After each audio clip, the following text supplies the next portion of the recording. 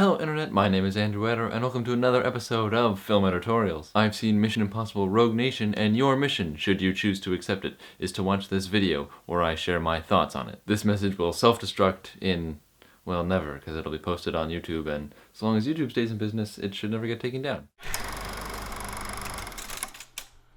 Tom Cruise is back as Ethan Hunt for Mission Impossible 5, and he's trying to take down a criminal organization known as the Syndicate, an organization that is itself trying to kill Ethan Hunt, take down the IMF, and cause havoc around the world. A couple of the other actors from the previous installments in the Mission Impossible franchise are back for this one, including Ving Rhames, Simon Pegg, and Jeremy Renner. But new to the cast is on-and-off love interest Rebecca Ferguson, and Alec Baldwin as the head of the CIA, who doesn't like the IMF very much. As you would expect in a Mission Impossible movie, the action is awesome. Most of the stunts are done practically. The chase scenes are really incredible and exciting and fun to watch, and also tense. You're not sure if the characters are going to make it through the movie, and that is always good to see, especially in a franchise where you're pretty sure they're going to keep going once the movie's over. The plot of this movie is also really good. It's full of subterfuge and lying and spies, as again you would expect, and it's done really well. You're never confused, but it will keep you guessing as to what's going to happen next and how Ethan and his team are going to get out of the situation they're in. Now, generally, I really enjoyed this movie, and I don't think there's anything majorly wrong with it, but there are a lot of little things here and there that distracted me or prevented me from really enjoying certain scenes. Probably the biggest of these issues is the matter of plot holes, and there are a couple here and there. Again, nothing huge, but sometimes characters know things that they really shouldn't know. Yes, the audience knows a lot of it, and you expect some of the characters to know it, but not everyone shares all of the knowledge that the one character has to make the decisions. If that sentence was really confusing or didn't make any sense, I apologize, but I am trying my best to avoid spoilers, as I normally do. Another matter, which is again typical to the Mission Impossible franchise, is that you have to suspend your disbelief pretty heavily to get through this movie completely happily. There are a lot of stunts where you're sitting there going, there's no way a real human could do any of this stuff. And while that's normal for the Mission Impossible franchise, you still have to step back and kind of ignore it and just go with that Ethan Hunt can do these things because it'll make the movie more enjoyable. But it asks you that a lot, and it can be a little distracting. Again, it's normal.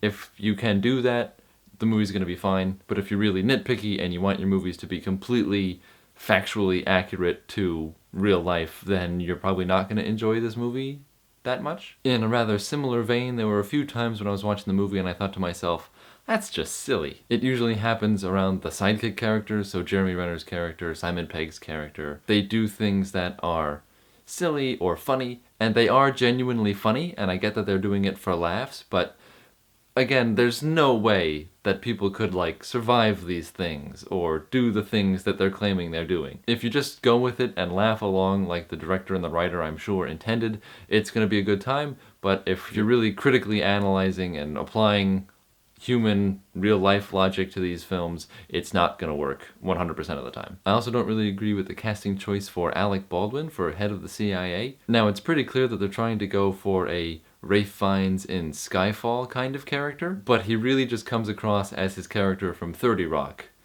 And he's not supposed to be funny, and his lines aren't that amusing, but I can't really take him seriously as head of the CIA. Maybe back in the Hunt for Red October days I could have taken him as head of the CIA seriously, but not anymore.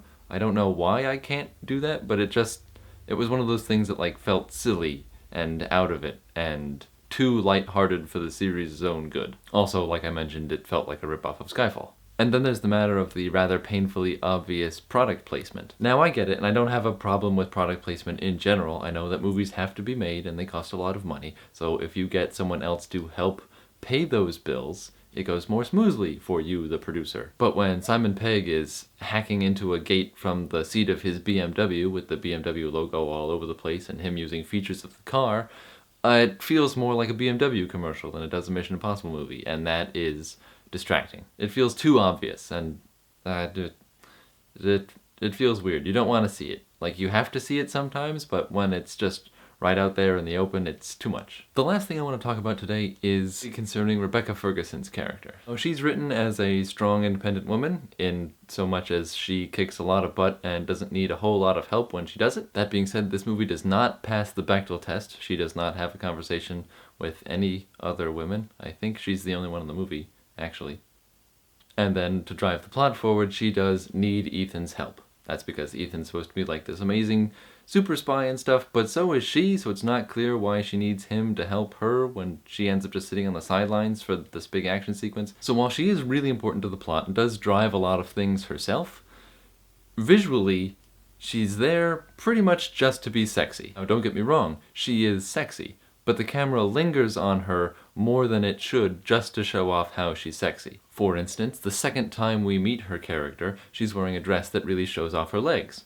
But instead of being like, oh look, legs, pan up to her face so we can see what she's thinking and talking about and trying to do, and instead the camera stays low and stays on her legs so we get to look at them longer. Later on in that scene, she uses her leg to like steady her aim for a gunshot, and again the dress falls away from her leg and we get to see the leg for a really long time while she takes her aim. Then later on, Tom Cruise and Simon Pegg show up at her house where she's swimming in a bikini. I think Tom Cruise is actually trying to talk to her, but we don't see him talking, we see her listening to him because she's the one in the bikini. There are even wetsuits nearby, but she's not wearing them because she's training in a bikini because that's what she's going to be wearing on the mission.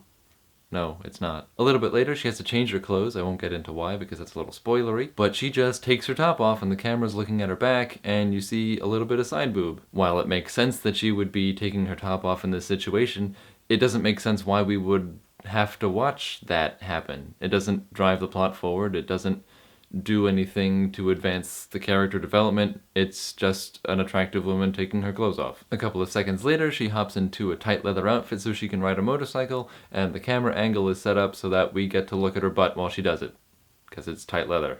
And it's her butt. It doesn't feel like a character choice that she's going to be sexy. Her character isn't choosing to be sexy. It's the director, the cinematographer, and the screenwriter have all decided that she's sexy, so they should show it off so that the audience can just sit back and enjoy it. But after a while, it's just distracting. It's, okay, enough, we get it. She's good looking, let's move on with the story. Okay, so now we come to the summary, and for this movie, it's actually pretty hard for me. Like I said, I generally enjoyed this movie, and there didn't have any huge major flaws, but there were small or minor flaws that really built up.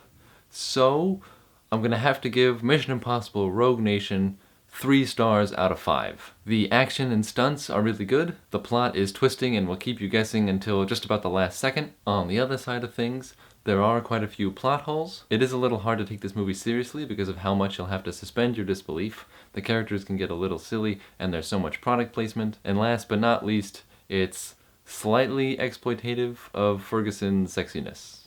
I don't know how I'm going to put that as a point on my slide there, but I guess I'll have to figure that out when I edit it. There is plenty to enjoy in this movie. If you go in expecting it to be slightly smarter than a dumb action movie, you're going to enjoy it a lot.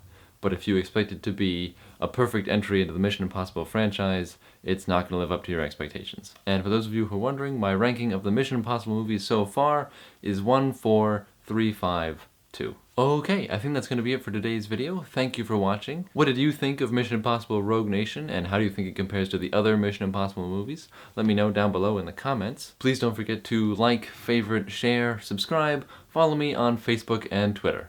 I will see you guys next time. Bye!